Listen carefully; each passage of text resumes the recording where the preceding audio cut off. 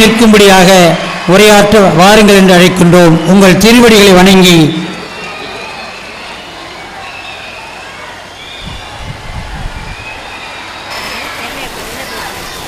நண்பர்களே, உங்கள் எல்லோருக்கும் இடையே வணக்கம்.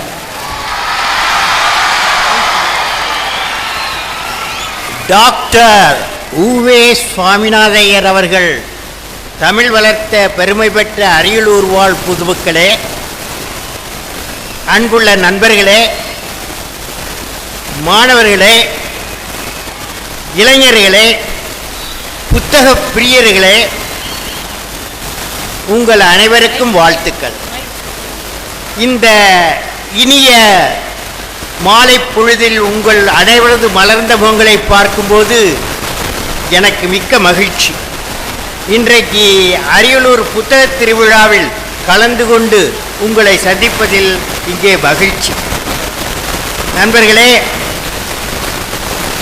ஸ்ரீ சந்திரசேகர் சாமூர்த்தி அவர்கள், ஸ்ரீ ஜியாவுல் ஹக் எஸ்பி அவர்கள், ஸ்ரீ மீனாட்சி சோமசுந்தரம் அவர்கள், ப்ரொஃபஸர் ராமசாமி அவர்கள், திரு புகழேந்தி அவர்கள், சான்றோர்களே, மாணவ நண்பர்களே, அரியலூர் பெருமக்களே, இங்கே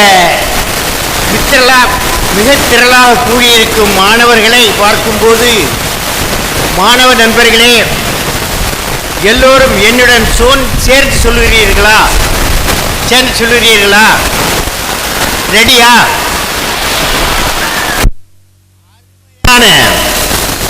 அருமையான என்ன சாப்பிடலையா? அருமையான புத்தகங்கள் கற்பனை திறனை ஊக்குவிக்கும். கற்பனை திறன் படைப்பாற்றலை உருவாக்கும். படைப்பாற்றல் சிந்திக்கும் திறனை வளர்க்கும். சிந்தனை திறன் அறிவை வளர்க்கும். அறிவு உன்னை மகானாக்கும்.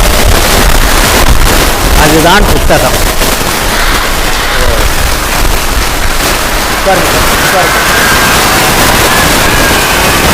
அரியலூரில் வந்து உங்களை எல்லாம் சந்திப்பதற்கு முன்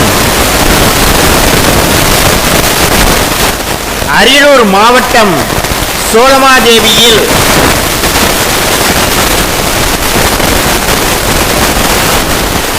இயற்கை வேளாண்மை செய்யும் 3000 விவசாயிகளை சந்தித்து அவர்களுடன் உரையாடிவிட்டு வந்திருக்கிறேன்.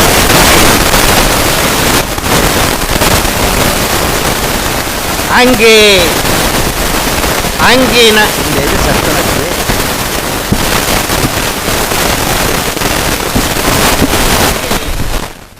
சந்தித்த விவசாயிகள் இயற்கை சார்ந்த முறையில் விவசாயம் செய்து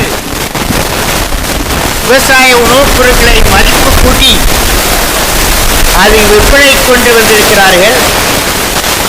அவர்களை பார்க்கும்போது இந்திய இயற்கை வேளாண்மையின் உலகத்தரத்தோடு விவசாயம் மற்றும் உணவுப் பொருட்கள் உற்பத்தி செய்யப்பட்டு தமிழக கிராமம் தோறும் நகரம் தோறும் இயற்கை உணவு பொருள் அங்காடிகள் உருவாக்கப்பட வேண்டும் என்பது எனது கனவு. சோழமாதேவி இயற்கை விவசாயிகளை பார்க்கும்போது அந்த கூடிய சீக்கிரம் நனவாகும் என்பது நிச்சயம். அரியலூர் வாழ் பொதுமக்களே, நண்பர்களே, இளைஞர்களே, இந்த புத்தக திருவிழா ஒரு அறிவார்ந்த விழா. உங்கள் மனக்கண்ணை அறிவுக்கண்ணை திறக்கும் ஒரு அருமையான விழா. இந்த விழாவில் கலந்து கொள்வதில் நான் மகிழ்ச்சி அடைகிறேன். புத்தகங்கள் எவ்வாறு மனிதனது வாழ்வில் சிறப்பான மாற்றத்தை ஏற்படுத்துகிறது, அது எப்படி அறிவார்ந்த எண்ணங்களை உருவாக்குகிறது, அதனால் ஒரு சமுதாயம், ஒரு நாடு எவ்வாறு வளர்ச்சி அடைகிறது என்பதை பற்றி நாம் உணர வேண்டும். எனவே நண்பர்களே, நற்புத்தகங்கள் என் அரும்பெரும் ஆசிரியர், நற்புத்தகங்கள் என் அரும்பெரும் ஆசிரியர் என்ற தலைப்பில் உங்களுடன் கலந்து உரையாட விரும்புகிறேன். இளைய வயதில் லட்சியங்களை உருவாக்க வேண்டியவர்கள் தேவை. நண்பர்களே, சில நாட்களுக்கு முன்பு நான் ஒரு புத்தகம் படித்தேன். அந்த புத்தகத்தில் மூவரை பற்றி படித்தேன். அதாவது sir Humphrey Davy, Michael Faraday and Thomas Alva Edison. வேதியியல் துறையில் போற்றத்தக்க விஞ்ஞானியான சர் ஹம்ப்ரி டேவி என்பவர் ராயல் சொசைட்டியில் தலைவராக இருந்தார்.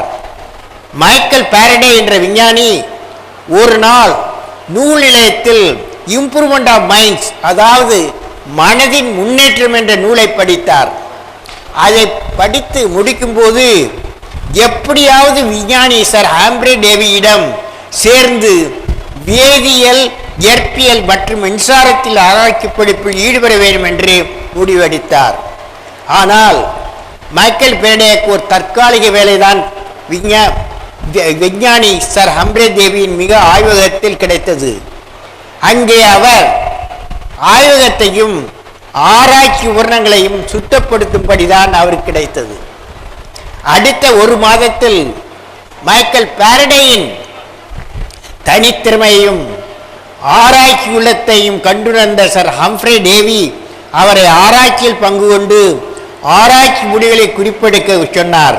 மைக்கேல் ஃபாரடேயின் அந்த பணி சர் ஹம்ப்ரி டேவியின் ஆராய்ச்சிக்கு மிகவும் உதவிகரமாயிருந்தது. அதனால் மைக்கேல் ஃபாரடேயை முழுமையான ஆராய்ச்சியோடு ஈடுபட வைத்தார் சர் ஹம்ப்ரி டேவி. அந்த ஆராய்ச்சியில் மைக்கேல் ஃபாரடே காந்தப்புலத்தை பற்றிய புதிய கண்டுபிடிப்பை கண்டுபிடித்தார். ஒரு நாள் அவர் காந்தப்புலத்தில் இருந்து மின்சாரத்தை உற்பத்தி செய்து காண்பித்தார்.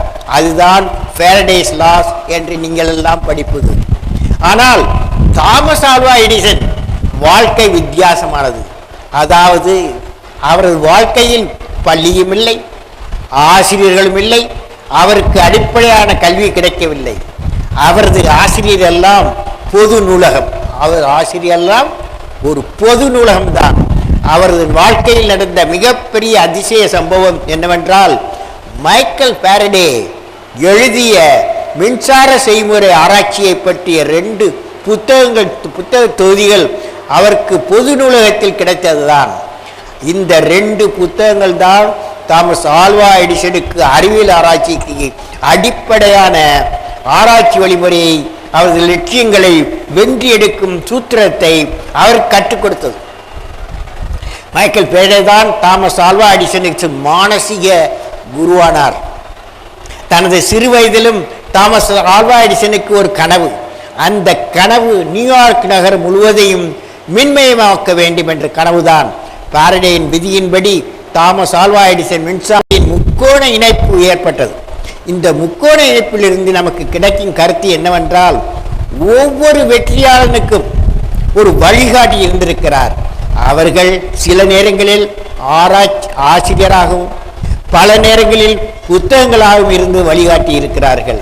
எனவே நண்பர்களே, நாம் எவ்வளவு புத்தகங்கள் வாங்கி இருக்கிறோம் என்பது முக்கியமில்லை, எவ்வளவு புத்தகங்களை உள்வாங்கி படித்து நாம் நம்ம அறிவை வளப்படுத்தி இருக்கிறோம். அதன் மூலம் நம் வீட்டையும் நம் நாட்டையும் வளப்படுத்தி செய்திருக்கிறோம் என்பதுதான் முக்கியம். புத்தகம் வாங்குவதனால் வருவதல்ல அறிவு. புத்தகங்களை படித்து அதன் மெய்ப்பொருள் கொண்டு உணர்வதுதான் அறிவு. புத்தகமும் சிறு வயதில் அரும்பெரும் எண்ணங்களும் பிறரை குறித்து மட்டும் ஆராய்பவர்கள் சாதாரண மனிதர். கல்வி கற்றிருந்தாலும் தன்னையும் நன்கு அறிபவரே கல்விமான். ஒவ்வொருவரும் கல்விமானாக முயல வேண்டும். கல்வியின் உண்மையான நோக்கம் நாட்டிற்கு அரும்பெரும் பணி செய்யும் சக்தியையும் உளபூர்வமான வேகம் பெற்ற ஒரு நல்ல மனிதனை உருவாக்குவதாக. நண்பர்களே, ஸ்ரீனிவாச ராமானுஜம் அவர்கள் உங்கள் ஊருக்கு பக்கத்தில் ஊர்க்காரர் கும்பகோணம் ஸ்ரீனிவாச ராமானுஜம் அவர்கள் இந்த நூற்றாண்டின் தலை சிறந்த கணித மேதை. அவர் இயற்கையாகவே கணிதத்தில் திறமை வாக்கப்பட்டிருந்தார். அவரது 13வது வயதில் அவர் SL லோனி எழுதிய அட்வான்ஸ் டிக்னாமெட்ரி என்ற புத்தகத்தை முழுவதும் படித்து முடித்து தானே தியரங்களும் அல்காயுதங்களும் படைத்தார். பள்ளியில் யாருக்கும் இல்லாத வகையில் கணிதத்தில் தனித்துவம் பெற்று விளங்கினார். மற்ற பாடங்களை விட கணிதத்தில் அவர் அரும்பெரும் வெற்றியடைந்தார். அதனால் வாழ்க்கையிலும் அவர் மாபெரும் வெற்றியடைந்தார். அது காரணம் அவருக்கு பிடித்த கணிதத்தை அவர் மென்மேலும் ஆழமாக படித்தார். கணிதத்தில் உழைத்த உழைப்பு தான் இந்த உலகிற்கு ஒரு மாபெரும் கணித மேதையை கொடுத்தது. எதிர்பாராத விஷயங்களை எதிர்பார்க்க கற்றுக்கொள்வதுதான் உங்களை இன்னொரு படி மேலே உயர்த்தும். சற்றும் எதிர்பார்த்திராத விஷயங்களை எதிர்படுவதே யதார்த்தம். நண்பர்களே, இதை ரிப்பீட் பண்ணீங்களா? நீ எல்லாரும் நான் சொல்றத ரெடியா? வெற்றி என்பது இறுதி புள்ளி. தோல்விகள் என்பவை இடைப்புள்ளிகள். இடைப்புள்ளிகள் துணையின்றி இறுதி புள்ளியை அடைதல் சாத்தியமில்லை. தேங்க்யூ. எனவே நண்பர்களே, வெற்றியை கொண்டாட மறந்தாலும் தோல்விகளை கொண்டாட கற்றுக்கொள்ள வேண்டும். ஏனென்றால் தோல்வியை தான் நம்மை வெளுப்பெற செய்பவை, நம் பயணத்தை முழுமை பெற செய்பவை. அந்த பயணம் முழுமை பெற இருக்கும் புத்தகம் நம் வாழ்வில் இன்றியமையாதாக இருக்கும். புத்தகம் நம் வாழ்வில் ஒவ்வொரு பகுதியிலும் இன்றியமையாதாக இருக்கிறது. நம்முடன் நம்ம வாழ்க்கை பயணத்தில் நடந்து வருகிறது. இன்பத்திலும் துன்பத்திலும் பங்கு பற்றி நம்பிக்கை விதையை விதைத்து வாழ்வை செவிநடத்த நம்மை செம்மைப்படுத்துகிறது. நமது வாழ்க்கையை செம்மைப்படுத்த அறிவையும் தொழில்நுட்பத்தையும் கொடுக்கிறது. வாழும் முறையை அனுபவத்தின் அடிப்படையில் சொல்லிக் கொடுக்கிறது. நமது கலாச்சாரத்தை வரலாற்றை அடுத்து தலைமுறைக்கு எடுத்துச் சொல்லுகிறது. சமூக பொருளாதார சித்தாந்தத்தின் வளர்ச்சிக்கான அரசியலை சொல்லிக் கொடுக்கிறது. நண்பர்களே, திருப்பி சொல்லுகிறீர்களா? எவ்வளவு தூரம் கடந்திருக்கிறோம் என்பதில் நம் ஊக்கம் மலர்வதில்லை. இன்னும் எவ்வளவு தூரம் கடக்க இருக்கிறோம் என்கிற சிந்தனைதான் ஊக்கத்தை மலரச் செய்கிறது. நமக்கான வழிகளை உணரச் செய்கிறது. நன்றி. இந்த சிந்தனைகளை வழிகளை நமக்கு புலப்படுத்தும் கருவிதான் புத்தகங்கள். இப்படி புத்தகத்தின் பயன்கள் கணக்கில் அடங்கா. எனவே தினமும் புத்தகம் படிப்பது வாழ்வில் இன்றியமையாததாகும். தற்காலிக சந்தோஷங்களுக்கு தலை கொடுத்து விடாமல் அபாரமான சாதனைகளை நிகழ்த்த முனைப்பவர்களால் தான் உலகின் வளர்ச்சி ஒப்படைகிறது. உலகின் வளர்ச்சியில் உங்கள் பங்கு அவசியம்தானே. அபாரமான சாதனைகளுக்கு அச்சாரமிடுங்கள் புத்தகங்களை படிப்பதன் மூலம். நண்பர்களே, தமிழில் படைத்து காத்து உயர்த்தி வளர்த்த நால்வர் நாம் இன்று அழகாக அச்சிட்ட புத்தகங்களை படித்து மகிழ்கிறோம். இந்த புத்தகங்கள் எவ்வாறு தோன்றின என்பதை பற்றி நாம் சிந்திக்க வேண்டும். பேச்சு வழக்காக மட்டுமே இருந்தவற்றையெல்லாம் எழுதி வைக்க வேண்டும் என்ற எண்ணம் பண்டைய மனிதனுக்கு ஏற்பட்டதே புத்தகத்தின் தோற்றமாக அமைகிறது. மரப்பட்டைகளிலும் தோள்களிலும் பனை ஓலைகளிலும் கல்வெட்டுகளிலும் எழுத்தாணி கொண்டு எழுதி வைத்தவர்கள் தான் இன்று புத்தக வடிவம் பெற்றுள்ளன. அறிவின் வளர்ச்சியினால் எழுவதற்கு காகிதமும் நூல்கள் அச்சிட்ட அச்சு இயந்திரங்களும் கிடைத்தன. மிக நீளமான சொற்றொடர்கள் சிறு சிறு சொல் தொடர்களாக ஆயின. ஒரு தொடருக்கும் அடுத்ததற்கும் இடையே இடைவெளி விடுவதும் முற்றுப்புள்ளி போன்றவற்றை அமைப்பதும் பத்தி பிரித்து எழுதுவதும் பழக்கத்திற்கு வந்தன. பெரும் முயற்சி எடுத்து படிக்க வேண்டிய நிலை பாடியதனால் படிப்பு பரவலாகிறது. புத்தகங்கள் எழுதப்பட்டன. இன்று நம்மால் ஒரு புத்தகத்தை மிக குறைந்த காலத்தில் எத்தனை ஆயிரம் பிரதிகள் வேண்டுமானாலும் அச்சிட்டு வெளியிட முடிகிறது. அக்காலத்தில் இருந்த நிலை வேறு. அக்கால இலக்கண இலக்கியங்கள் அனைத்தும் ஒரு ஓலைச்சுவடிகளிலே எழுதப்பட்டு வந்தன. அவை பிரதி எடுக்கப்பட்டு உபயோகப்படுத்தப்பட்டு வந்தன.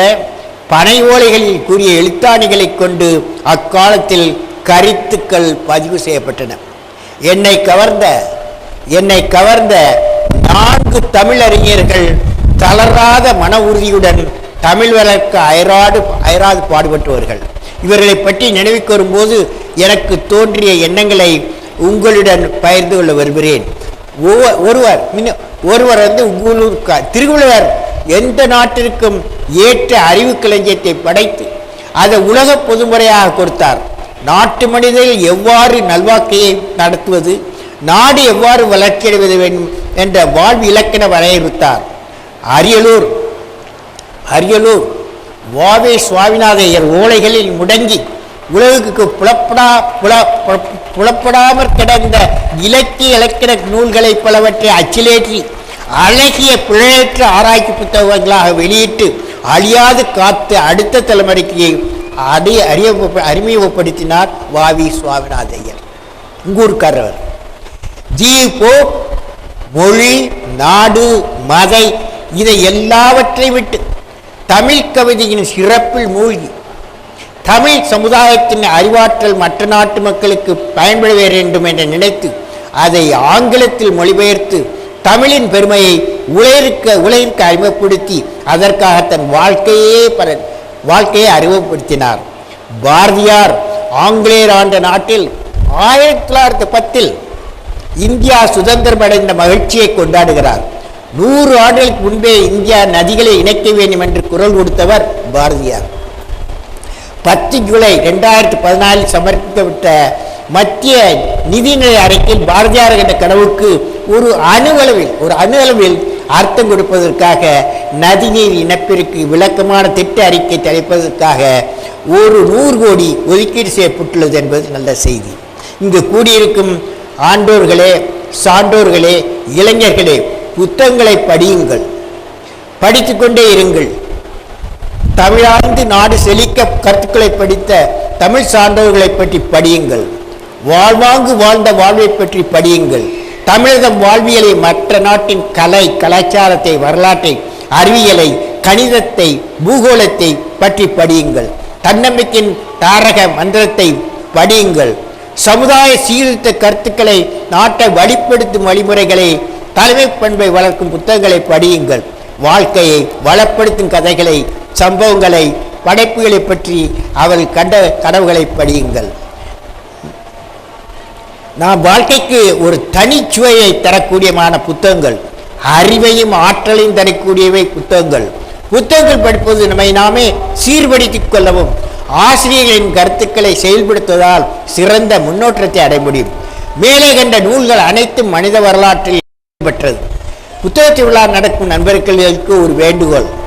உலகத்திலே மிகப்பெரிய சாதனையாளர்களை, பெரிய மனிதர்களை பற்றி படித்து வளர்ந்த மாணவர்களின் கற்கும் திறன் மென்மேலும் வளரும். அப்படிப்பட்ட புத்தகங்களை படித்து அகத்தூண்டுதல் பெற்ற குழந்தைகள் கேட்கும் கேள்விகள் எண்ணங்களை எழுச்சூட்டுவதற்காக இருக்கும். அது மட்டுமல்ல, அந்த குழந்தைகளின் கேள்விகள் கற்பனை திறத்துடன் இருக்கும். அதற்கு பதில் சொல்வது மிகவும் முக்கியம். இளைஞர்களின் உற்ற நண்பன் அருமையான புத்தகங்கள் தான்.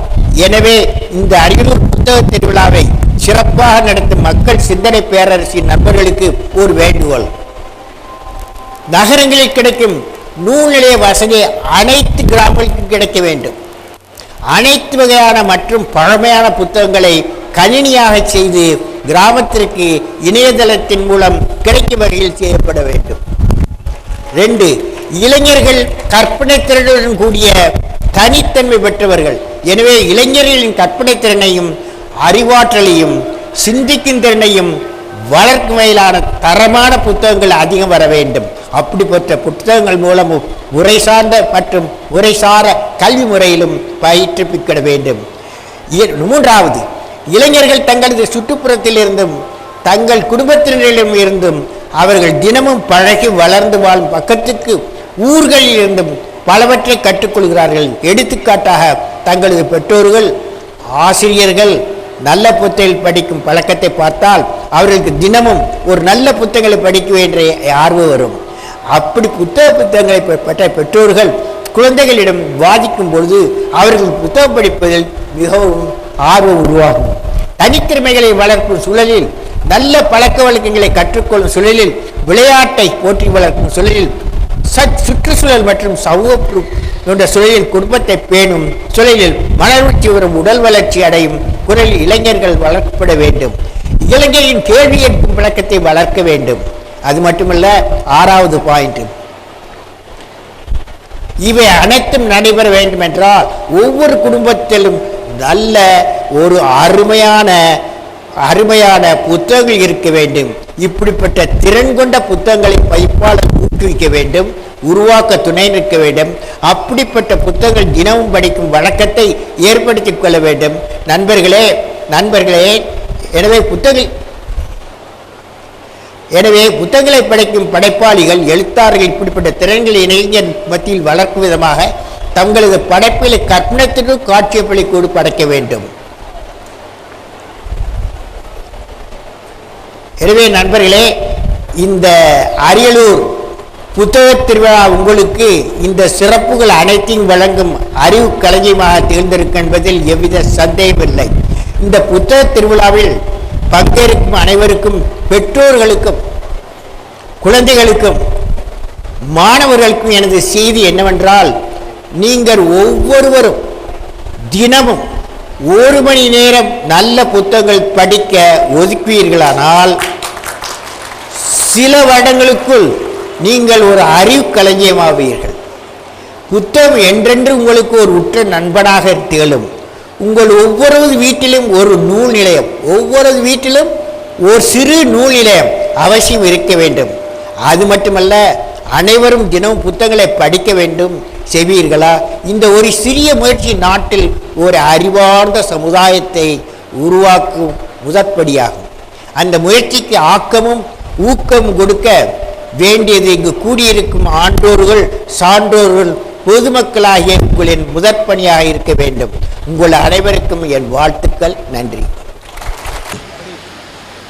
மாவட்ட கல்வித்துறைக்கு வரலாறு படைத்து பெருமை சேர்த்த மாநில அளவில் முதல் நிலை பெற்ற 10ஆம் வகுப்பு மாணவர்களே, அறிவு வள்ளல் நம் அப்துல் கலாம் ஐயா கரத்தால் பரிசு பெறுங்கள், பண்புடன் கல்வி பெறுங்கள் என்று உங்களை அன்புடன் அழைக்கின்றோம்.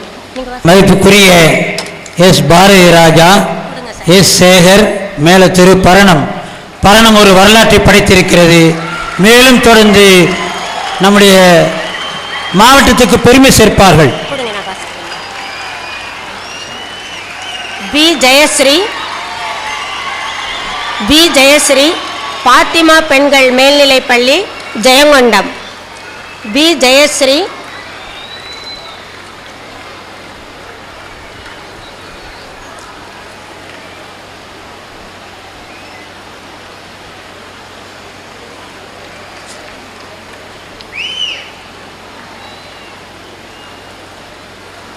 பி ஜெயஸ்ரீ பாத்திமா பெண்கள் மேல்நிலைப்பள்ளி ஜெயங்கொண்டம்.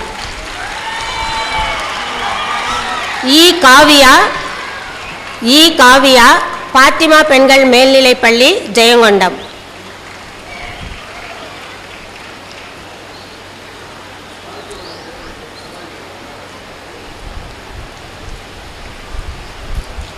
ஜி வினோதா தேவி